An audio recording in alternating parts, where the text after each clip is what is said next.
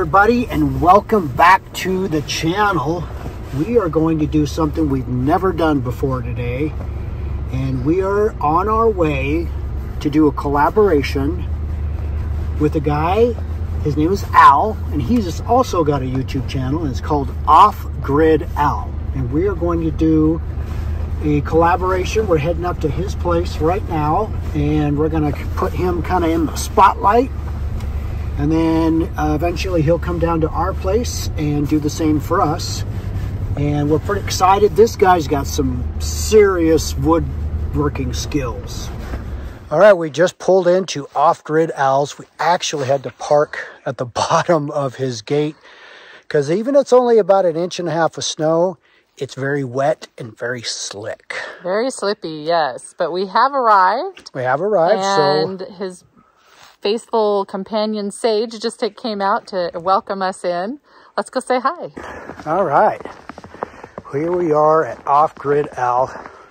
Here's his little cabin. That's going to get him through the winter.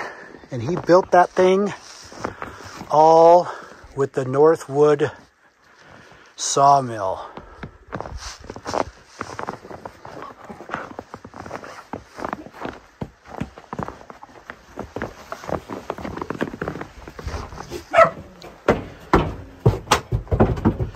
Are you home, Al? Hey. Hey, hey, Al. You staying warm? We are now. We are now. In here, yeah. Kitchen. Pretty pleased how that turned out.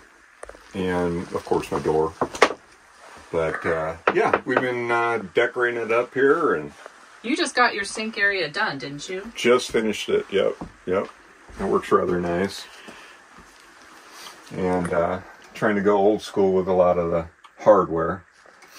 So, yeah, I guess Get your snowshoes out and ready to go for the winter. I did use those last year. Did you really? Yeah, I did. Yes. When I had my backpack on, it really helped as I got the snow packed coming up here in about 3 feet of snow. Oh, that's right. Yeah. But at first, you still sink a couple feet into the ground. Yeah. This is the ladder that I've got set up here. Oh, that's super smart. Instead of just a little... Right. And I was going to do a crank thing on it. It does clear the door, barely. And then I have it notched. Custom fit for sure. I have it notched, so it just fit right there. Oh, It's nice. down here. And then, yeah, it's plenty good enough to get up here into the loft where I have my bed and some storage and little of this, some tools. And This is so some food. great. But, yeah, it works good. Super cozy for you. Yeah. It's nice and warm in here, too, with that wood stove. Yeah, wood stove keeps it very How big cozy. is that stove? It's big enough for a 450 square foot. We got 8 foot 5 inches approximately, and we're about 11 foot 6 inches in length.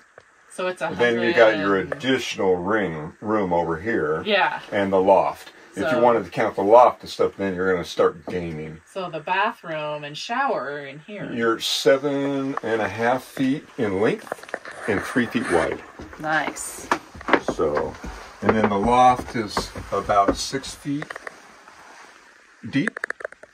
And of course it's 7. In the future, next year, I'm going to do a Quonset hut. I already have the Quonset hut sitting up in the upper acreage. Yeah, we saw that in pieces earlier this summer. And yeah. that I do intend. I meant to get it done this year, but this cabin's been priority. Yeah. So I will be getting the Quonset hut done probably first. That way I have storage and I can get organized because right now looking for stuff is a bear. I'm sure. My other thing I got to do is I got to finish my spring development. So I'm going to do that. And after the spring development's done and that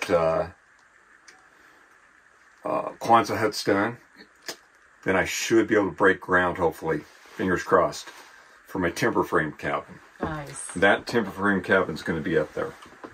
And Is it going to be up there by the Quonset hut? Yeah. Yeah. Nice setup there, because Quonset hut will be set in the trees. Mm-hmm. You won't see it. You will see the where the cabin is. You'll see it as you're driving in the driveway. But the Quonset hut's going to be off to the left of the driveway. And even from the cabin, you'll only see maybe the entrance of the Kwanzaa hut. So that'll be nice. Developed the spring. Right now I've got 800 watts solar down there that will just run during the day. It's not going to be battery backed up.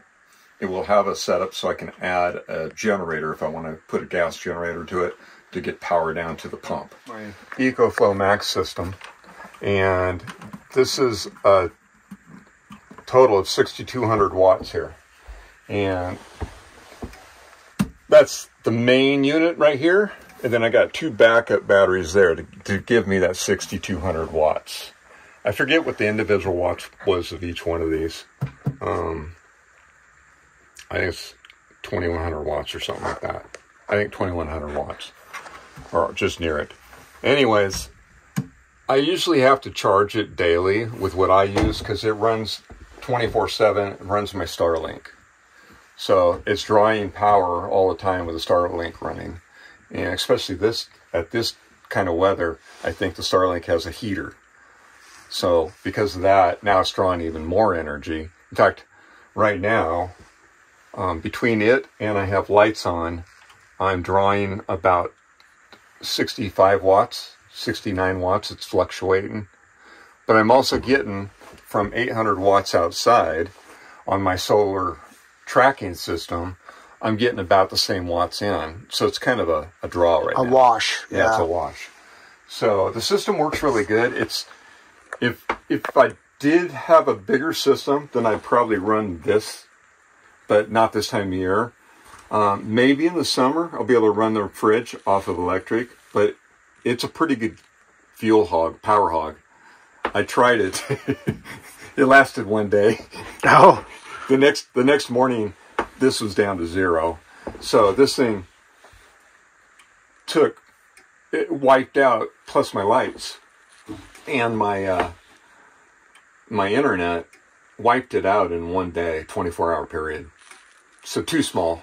6,200 watts might be too small for most people, to be honest. But that eco-worthy sun tracking system, it makes a huge difference. I tried it without being able to turn, and then I made it so it could do its tracking, and it was a night and day difference on power I got. Wow. Because direct sunlight. It followed the sun as it rotated around, whereas what happens is if you're just south facing, once that sun, first it comes up in the morning before it's south facing, well, that tracking system catches that and then follows it and keeps following it. But if you don't have it on, like most stationary systems, and it's just south facing, you're missing this sun, you're missing this sun. Now, I did see another guy, he had 3 systems. That seems like an expensive way to do it. He had one facing west, he had one facing, east, and one facing south. And he had those all linked together. But I just don't know that that's a very practical way to do it. All right, so this is an eco-worthy solar sun tracking system here that I have put in this year to power my little cabin. On top of this, these are Ecoflow 100-watt solar panels on here. I have 8 of them, which equals 800 watts. And even with this snow on here, we were getting power right through the snow, amazingly enough. And down below here, to power the Ecoflow, so I don't have to run wires all the way to the cabin, is a Goal Zero system I've had for years. Now, its solar panels are right here. It's a total of 60 watts is all it is for that. And it's just running to the controller. It's mounted on the post here. This is the angle is south facing, and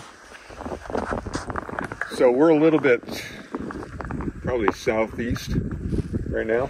In the summertime, this 800 watts gives you all the power you pretty much need with your Ecoflow, charging all your cordless saws, lights. I never even have to use the generator at all in the summer. So plenty of power for that stuff. The only thing I haven't used was the fridge on it, so I'm hoping next summer to try that out and see if it'll power it up. And he actually built this entire thing milling his own wood. Yeah, so I started cutting wood last year and been falling trees and started milling all the 2x6 construction for this. And so I built all of that with lumber from this property. And same with this deck. Originally this deck was supposed to be a wood drying deck, but because of the slope, that didn't work out. And that was going to be for my framed timbers for my other cabin I planned to build. But yeah, so we basically got the frame up at the beginning of this year. I did have to tie cable from this tree over to that tree so I could lift the walls, because doing it by myself, I couldn't lift the walls. They were just too heavy. Sure. Well, we were here when the walls were up, and you made those things heavy duty. Yep, the corners equate to 5 2x6s stacked together for the corners so that it would be really strong. So do you have a kind of a ballpark what this cost you? Oh yeah, I'm going to say probably still $4,000 with everything, because I had to buy the roofing, the wood stove stack, the house wrap, metal roof. Did I say that? Yeah, which is very expensive. It was. It wasn't too bad comparative to the wood stove in the chimney. Right. I would say. So about $4,000 insulation to the point where we're looking at right now. That's nothing for a home. Insulation was probably $800 for R21. Wow. I went there twice for insulation. The mill is paying for itself. Now the mill, that'll do up to a 29-foot log on it. Wow. So I got 2 winch systems here, and I can move them because I attempted to bring a big log up here that was 25 feet long with 1 winch, and it started bending it. Oh. So that was scary. So I took the tractor and I used it with a rope or a chain to help pull it up. And now you have 2. So now I have 2, yes. And I got ramps. You can see the ramps up here. These guys. So what I do is I'll pull a log through this side here. I'll set these ramps up, and they hook on the edge here. I'll have to clear that stuff out, but they hook up on the rail here. And then I'll hook the winch up, and I'll pull up my log. I'll go back and forth, and pull it up until it's up here.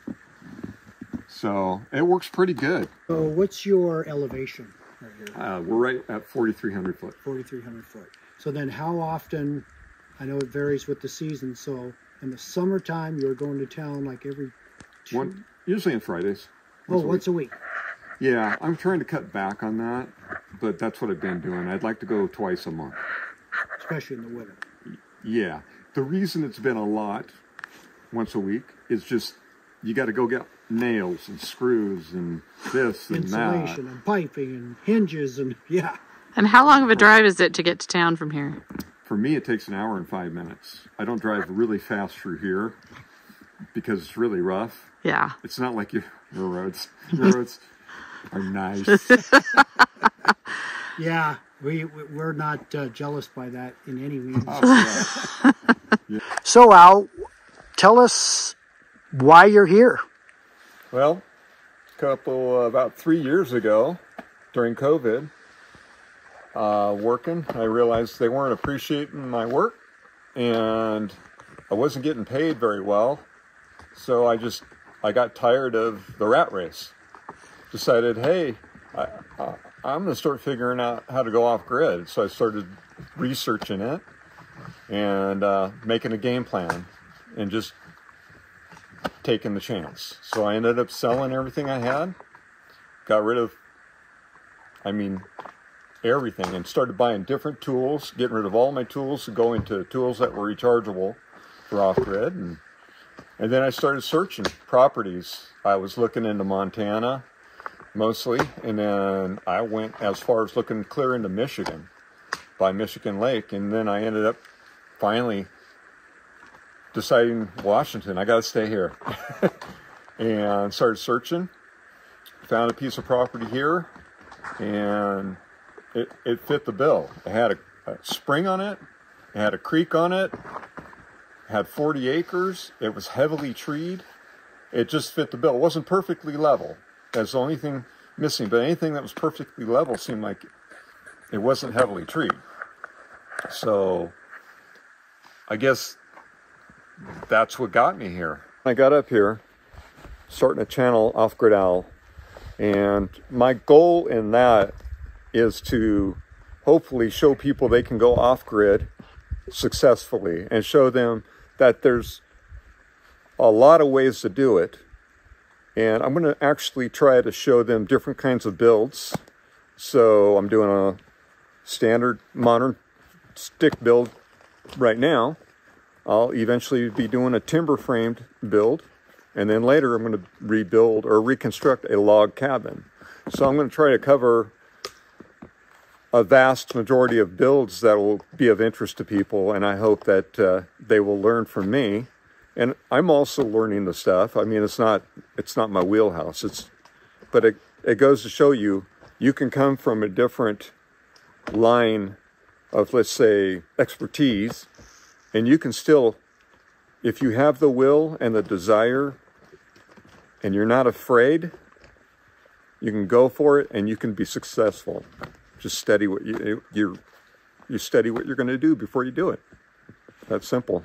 So on my channel, that's what I hope to show you guys, is it can be done. Well, this is my first year here staying in the winter. Last year, pretty close this time of year, we got hit with about 3 feet of snow in 2 days. And that was scary, so I had to get out of here. And that's why I'm building this cabin, is so that I can stay here full time. So I am here full time this year for the first time. And I'm going to attempt to build and start putting some siding on the cabin underneath the porch here on the deck. So I'm going to try and get that part done at least, which means I started yesterday milling some trim actually for it. And this will be a two-part deal. This is the first part. We're going to come back, and a little later next year, we'll do a second part.